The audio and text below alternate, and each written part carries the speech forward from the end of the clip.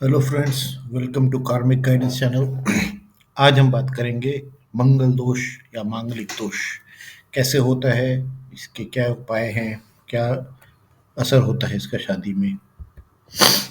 इससे पहले कि हम मंगल दोष पे जाए, मेरा एक यूडेमी में कोर्स है बेसिक्स ऑन वैदिक एस्ट्रोलॉजी। तो अगर आप एस्ट्रोलॉजी को बेसिक से सीखना चाहते हैं और इसमें इंटरेस्ट है तो link is in the description, please check the course. Mangal दोष। तो मंगल दोष क्या होता है? मंगल दोष को साउथ इंडिया में कुजा दोष भी कहते हैं। तो ये मांगलिक कहा जाता है कि लड़का मांगलिक है, लड़की मांगलिक है, और ये शादियों में बहुत ज़्यादा ये कहन आता है कि ये मांगलिक कुंडली है तो मंगली लड़का चाहिए, मंगली लड़की चाहिए। तो ये कब होता है? जब मंगल, मार्स, मंगल कुछ स्पेसिफिक हाउसेस में होता है तो इसको मंगल दोष कहा जाता है। और अगर हम शास्त्रों से आए तो वो हाउस जो होते हैं वो तीन जगह से देखे जा सकते हैं। एक तो लग्न से, दूसरा चंद्रमा को लग्न बना के, और तीसरा शुक्र को लग्न बना के। अब ऐसे तो कुंडली में फिर कहीं ना कहीं मंगल आ ही जाता है। तो सबसे ज़्यादा ये इफेक्टिव, तब इफेक्टिव कहेंगे या सबसे ज़्यादा हार्मफुल तब माना जाता है कि आपके तीनों लग्न में मंगल जो है उन हाउसेस में है जहाँ से मंगल दोष माना जाए। ऐसा तब हो सकता है, मान लीजिए आपके लग्न में चंद्रमा और शुक्र बैठे हैं और आप पे मंगल दोष है, तो आपके लग्न से मंगल दोष आ रहा है। चंद्र लग्न भी, क्योंकि लग्न ही हो गया है, हॉरोस्कोप वैसे ही रहेगा, तो वहां से मंगल दोष आ रहा है, और शुक्र लग्न से भी मंगल दोष आ रहा है। तो ऐसे में मंगल दोष को काफी ज्यादा इंटेंस मान सकते हैं। इसमें जो शास्त्रों में ऐसा लिखा है और पुराने जो मान्यता है वो यही है कि मैरिटल इश्यूज होंगे, डेथ हो जाती है स्पाउस की, और ये नहीं होना चाहिए। और इसमें क्या होता है, मिटिगेशन हो सकता है, इनके निवारण होते हैं, तो हम उसको देखेंगे कैसे कैसे होता है। तो ये है मंगल के पोजीशंस। तो मंगल अगर हमारा पहले घर में है, दूसरे घर में है, चौथे घर में है, सातवें घर में, आठवें घर में, 12वें घर में, ये घरों में अगर मंगल माना जाएगा, आइदर फ्रॉम द असेंडेंट और फ्रॉम द मून और वीनस। और अगर आपका मून और वीनस यहीं पे है और इनमें से किसी घर में मंगल है, तो फिर आपके तीनों लग्न से मंगल दोष माना जाएगा। उसको हम ज़्यादा इंटेंस मानेंगे और उसको बहुत डेंजरस मान सकते हैं। बट अगर आपका चंद्रमा कहीं और है, यहाँ पे है, और वो चंद्रमा से 1 2 4 7 8 12 में नहीं है, तो फिर कहेंगे कि लग्न से ही मंगल है, तो वो उतना इंटेंस नहीं होगा। तो ये कैसे इफेक्ट करता है? Mars in the first house, जब पहले घर में मंगल होता है तो एक तो अग्रेशन पहले घर में होता ही है। जहाँ पे मंगल होगा वहाँ पे अग्रेशन आ जाएगा। मार्स की चौथी दृष्टि चतुर्थ घर में, चतुर्थ है सुख भाव का स्वामी और फैमिली का स्वामी है। तो यहाँ पे मंगल की दृष्टि जो पड़ती है, तो यहाँ पे आपके अग्रेशन आता है, लड़ाइयाँ होती है, तो वो भी दिखता है। सप्तम में दृष्टि पड़ती है तो स्पाउस से झगड़े, और अष्टम में पड़ती है। अष्टम जो होता है विवाह का मांगल्य ग्रह घर माना जाता है, क्योंकि ये सप्तम से दूसरा है। तो कोई भी ग्रह कोई भी घर जो होता है अपने से दूसरा जो होता है, वहाँ पे गेन्स ऑफ दैट हाउस माना जाता है। जैसे पहले घर से दूसरा गेन्स माना जाता है, धन माना जाता है। तो ये दूसरा जो होता है वाइफ का धन हो गया, वाइफ का कुटुंब हो गया, वाइफ की वाणी हो गई, तो ये आपका ससुराल हो सकता है। तो यहाँ पे भी ये प्रॉब्लम कर सकता है। तो पहले घर का मंगल ऐसे माना जाता है। और ये मैरिटल लॉन्जिविटी, मैरिटल लॉन्जिविटी शादी का आयु, शादी लंबी चले इस स्थान से देखी जाती है, वो भी अफेक्ट हो जाती है। मंगल जब दूसरे घर से आता है, तो दूसरे घर से एक तो इसका पांचवें में दृष्टि पड़ती है। पाप ग्रह रहता है मंगल, पांचवें में दृष्टि पड़ेगी तो मंगल जो होता है इंजरी का होता है, सर्जरी का होता है। तो यहाँ पे डेथ भी हो सकती है। तो प्रोजेनी में जो आपके बच्चे होते हैं उसमें हम डेथ तो नहीं कहेंगे, but it has a negative effect कि चोटें लगना, इंजरी होना या फिर कई बार आपको सिज़ेरियन सेक्शन कहते हैं तो वो हो सकता है मंगल की वजह से।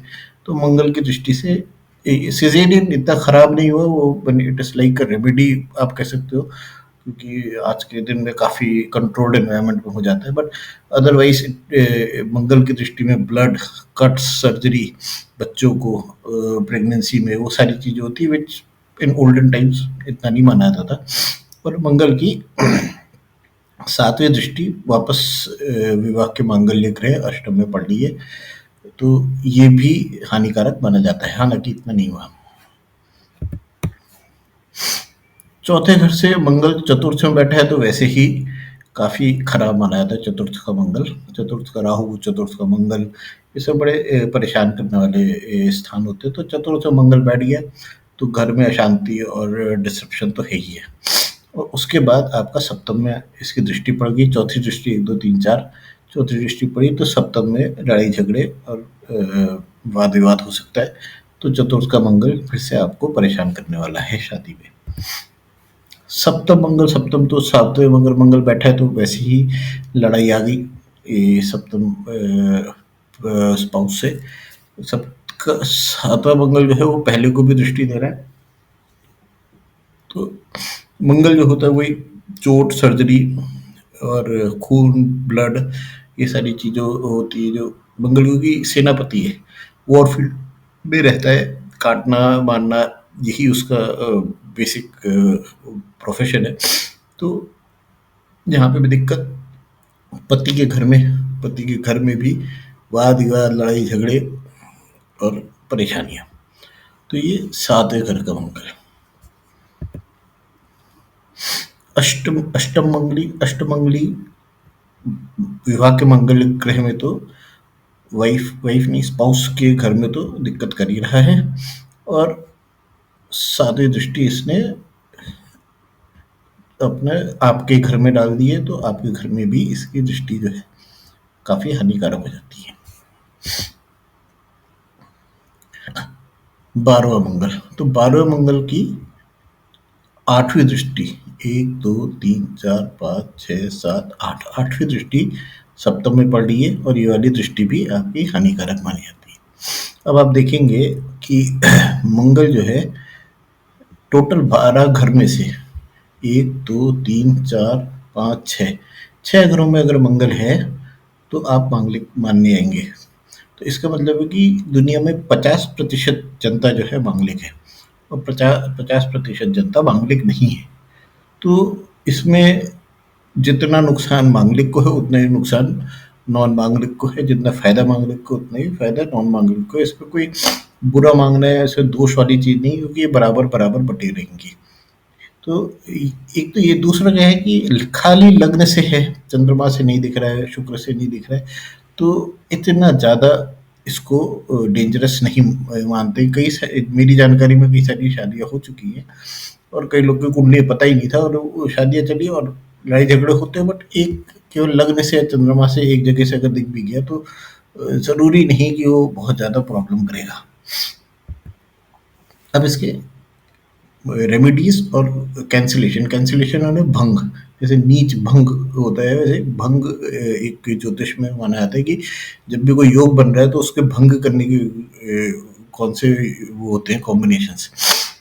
तो क्या होता है, immature astrologers often panic upon discovering this combination में, और उसको मंगल देखा कहीं एकदम से हल्ला मचाना शुरू कर दिया मांगलिक, ऐसा नहीं होता है। तो since a large number of population possesses Kuja dosha, if it were unmitigated, it would result in a significant marital issues globally, which is not the case. तो 50% जनता वो है मांगलिक है, 50% नहीं है। तो दुनिया में मैंने आधी शादियां तो होती नहीं, बट हम देखते हैं कि दुनिया में बहुत सारी शादियां मैंने अच्छी जाती है। वर्स्ट डिवोर्स रेट भी मैंने 50% ज़्यादा, तो एक डिवोर्स रेट हमने देखा नहीं है कहीं भी। तो यूएस में भी अगर डाइवोर्स रेट बहुत ज़्यादा है तो that is because of the people becoming independent, self sufficient, instead of उनके बीच में कोई लड़ाई हो या वो हो जाए, तो ऐसे केसेस नहीं दिखते हैं। तो मंगल दोष ऐसा नहीं है कि आपका मैंने गारंटीड प्रॉब्लम है, ये केवल एक ग्रह है जो कई जगह बैठता है। इसमें अगर तीनों जगह से दिख रहा है तब थोड़ा सा आपको केयरफुल होने की ज़रूरत है और इतना ज़्यादा दिक्कत नहीं करेगा। इसकी रेमेडीज़ जो मानी आती है, वो ये मानी आती है कि marrying someone with N equally strong कुजा दोषा कैन न्यूट्रलाइज़ दिस इफ़ेक्ट। तो मांगलिक की मांगलिक से शादी करा दिया तो वो दोनों के इफ़ेक्ट जो होते हैं न्यूट्रल हो जाते हैं। दूसरा है ये Kuja dosha is considered to dissipate after the age of 30 as Mars matures at 28। तो आपका कभी डिले हो जाती है शादी, तो 28 के बाद अगर कोई कह रहा है मांगलिक है, तो आप आराम से उसको इग्नोर कर सकते हैं। Mars, in its own or exaltation sign, significantly reduces or potentially cancels कुजा दोषा। अगर मार्स आपकी कुंडली में स्वराशि है या फिर उच्च का बैठ गया, तो आप आराम से मान सकते हैं। स्वराशि मतलब कि अगर वो मेष राशि में है या वृषभ राशि में है, और उच्च का कब है, जब वो मकर राशि में है। अगर इन तीन राशि में बैठ गया है, तो आपको मैंने बिल्कुल इग्नोर करने, आराम से इग्नोर कर सकते हैं मंगल दोष। और लास्ट क्या, presence of moon in the house of Mars, मतलब कि in in the house Mars occupies. तो मैंने अगर युति बन रही है, अगर कंजंक्शन हो रहा है चंद्रमा और मंगल का, तो ये एक्चुअली में एक अच्छा योग होता है, चंद्र मंगल योग। तो आपके पहले घर में अगर मंगल चंद्रमा बैठ गए, दूसरे घर में बैठ गए, तो भी उसको मंगल दोष नहीं माना जाएगा। तो ये है मंगल दोष के कैसे बनते हैं और इसके एक्चुअल में क्या इफेक्ट है। ज़्यादा, बहुत ज़्यादा डरने की ज़रूरत नहीं है। कुछ रेयर केसेस होते हैं, वो केसेस समझने की ज़रूरत होती है। तीनों लग्न से दिखना चाहिए। जो भंग हो रहा है वो भंग नहीं हो रहा है, वो चेक करना चाहिए कि भंग वाले केसेस नहीं बनते हैं, तब जाके आप इन पे विचार करिएगा। अदरवाइज मंगल दोष में आपको ज़्यादा परेशान होने की ज़रूरत नहीं है। और अगर आपको ये वीडियो अच्छा लगा है तो प्लीज़ कमेंट छोड़िए, लाइक करिए, शेयर करिए, सब्सक्राइब करिए, बेल आइकन दबाइए, क्योंकि ये इस पे मैं काफ़ी टाइम लगाता हूँ। और आपके कमेंट्स, आपके शेयरिंग, लाइक्स और सब्सक्रिप्शन से मुझे बहुत मोटिवेशन मिलता है और मैं ऐसी वीडियो बनाता रहूँगा। Thank you. See you again.